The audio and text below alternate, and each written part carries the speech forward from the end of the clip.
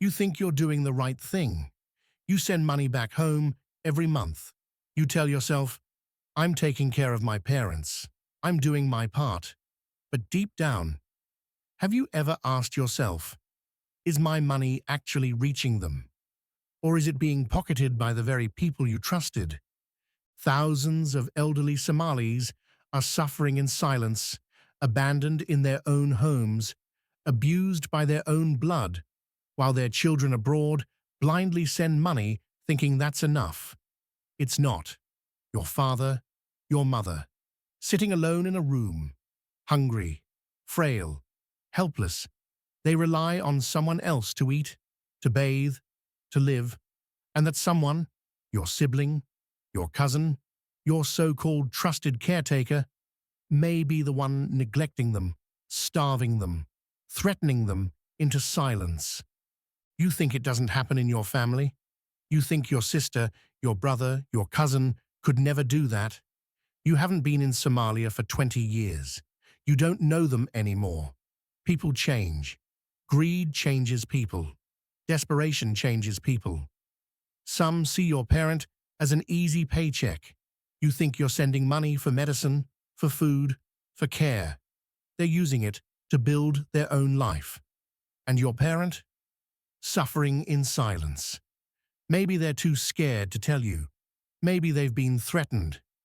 If you tell them, I'll make your life even worse. Maybe they think you won't believe them over your trusted relative. Maybe they just don't want to burden you. But make no mistake, elder abuse is real. You finally visit Somalia once every few years. You let them know ahead of time. They clean up the house, they buy food, they take your mother or father to the hospital just before you arrive. The first time in years. You arrive, you see them, you think, everything looks fine. I was just being paranoid. You are not. Your parent will never tell you the truth. They can't afford to, because when you leave, they have to stay. And they know exactly what will happen to them once you're gone. And then, one day, you get a call. Your mother has passed away. You ask what happened. You're told, old age, she got sick. You rush back home for the funeral. You start asking questions. And then, little by little, the truth seeps out. She was neglected for years. She was malnourished. She was sick, but never taken to the hospital. She died in filth, in pain, alone. And you? You sent money every month. You thought you were doing your part. Now can you live with that? Stop thinking a simple bank transfer means you've done enough. You have to check. You have to verify. You have to investigate. Unannounced visits. Show up when they don't expect you. Random calls at different times of the day. Ask questions. Listen carefully. Have a third party check in. A trusted elder. A family friend. Someone outside the immediate family.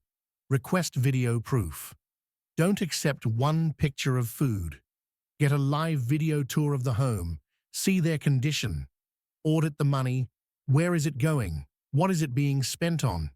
If you put effort into watching your investments, your savings, your business, why aren't you putting effort into ensuring your own parents are being taken care of?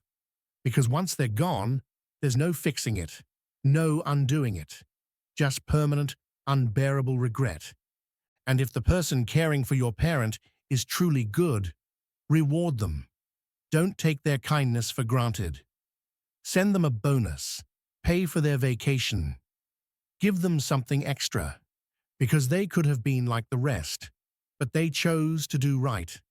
And that choice, the choice to be honest, to be selfless, to put an elder's needs before their own, that is rare. That is valuable. That deserves more than just words. They are sacrificing their time, their energy, and sometimes even their own well-being to make sure your parent is comfortable, healthy, and cared for. Don't let them carry this burden alone. Make them feel seen. Make them feel appreciated. If you can, send them on a break. Cover their expenses. Show them that you recognize their effort, that you understand what they are doing is not easy. Because many of these caretakers don't speak up. They don't ask for more. They just continue to do their duty with quiet dignity. But you don't let their goodness go unnoticed. Don't assume they don't need help. If they are truly taking care of your mother, your father, they deserve more than just basic financial support. They deserve your highest praise, your deepest gratitude, and your unwavering support. Take care of those who take care of your family. This isn't fear-mongering. This is reality. You have two choices. Keep sending money blindly and hope things are okay, or step up. Verify. Investigate. Make sure. Because one day you'll either say, I did everything I could, or you'll say, I wish I had done more. And that second one, that's a regret you will never escape.